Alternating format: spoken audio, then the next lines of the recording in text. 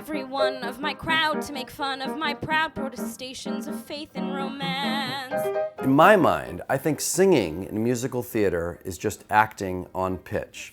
I think you should do everything as if it was a monologue and it just happens on pitch. So if you're singing, if you're saying, I got rhythm, I got music, I got my gal, who could ask for anything more? And you just go, I got rhythm, I got music, I got my gal, who could ask for anything more? And people, the problem with some people, they go into auditions and they go, I got rhythm. And we go, you have a beautiful voice. And they go, thank you. And when they leave the room, we're like, I could care less. I'd rather see somebody who is riveting and sings fine than somebody with the best voice in the world where there's nothing going on. Happy night, pouring light on the dew. I think the most important elements of a good audition are letting us know who you are. I want to get a sense when you finished your song of more than just this picture and this resume and these credits. I'm in love with a wonderful guy.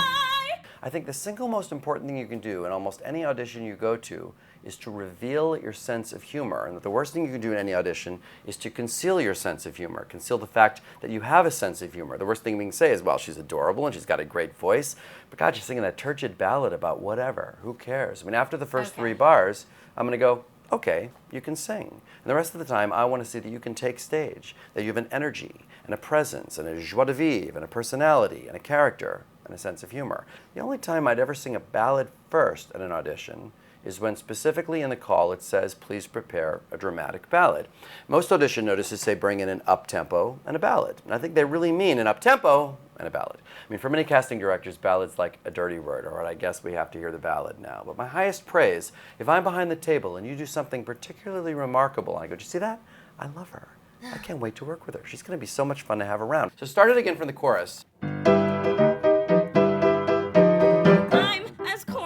As far as the question of who you're singing to, I would rarely sing actually to the person you're auditioning for. Usually I would put it a little above their heads. Imagine there's a video camera on a tripod watching you, and you want to stay in the frame, in the general center focus of that camera. So you don't want to go too far right, too far left, too far up, or too far down. Stay right in that frame. Within that, you don't want to stay center focused the entire time. Sometimes you want to go a little right or a little left. So if you're going, I got rhythm, I got music, I got my gal. So if there's a punchline in the song, or a hook, a title of the song, you sometimes snap to center, sometimes you just mellifluously glide and find yourself at center when it's an important part. But keep yourself in that camera's focus.